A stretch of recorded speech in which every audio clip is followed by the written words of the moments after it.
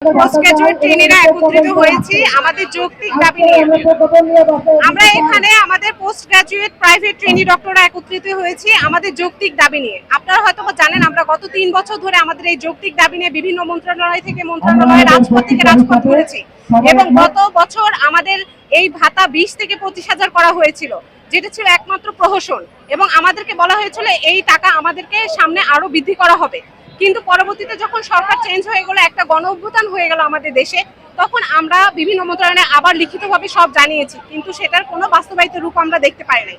আপনারা জানেন গত 22 ডিসেম্বর আমরা এই রাজপথ অবরুদ্ধ করেছিলাম আমাদের এই যৌক্তিক দাবি নিয়ে।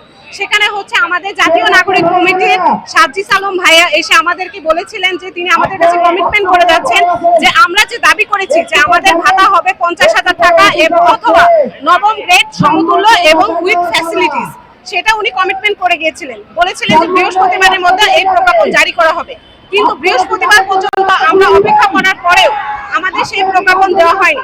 আমাদেরকে একটা প্রহসনমূলক প্রজ্ঞাপন দেওয়া হয়েছে যে আমাদের ভাতা হবে 30,000, যেটা আমরা প্রত্যাখ্যান করেছি এবং সেদিন আমরা মিছিলের মাধ্যমে তা জানিয়েছি। এবং আজকে আমরা আমাদের এই রবিবারের মহাসমাবেশে একত্রিত হয়েছি। আমাদের যে রাজপথ থেকে স্বাধীনতা দ্বিতীয়বারের মতো উঠে এসেছে, আমরা সেই রাজপথ থেকেই আমাদের দাবিকে আদায় করে নিয়ে যেতে চাই এবং আমরা আমাদের কর্মস্থলে ফিরে যেতে চাই। এবং আমরা এটাই বলতে চাই, আমরা কথা দিচ্ছি আমাদের দাবি যদি এখনই মেনে নেওয়া হয়, আমরা এখনই আমাদের কর্মস্থলে ফিরে যাব। এবং জাস্টিস ডিলেস ইজ জাস্টিস ডিনাইড। যদি এই ন্যায়কে অবমূল্যায়ন করা হয়, তবে আমাদের ডাক্তার সমাজকে কুক্ষিগত করা হবে এবং এটা আমাদের দেশের জন্য অবশ্যই স্বাস্থ্য খাতকে একদম ভঙ্গুর হয়ে যাবে। এটাই আমি বলতে চাই।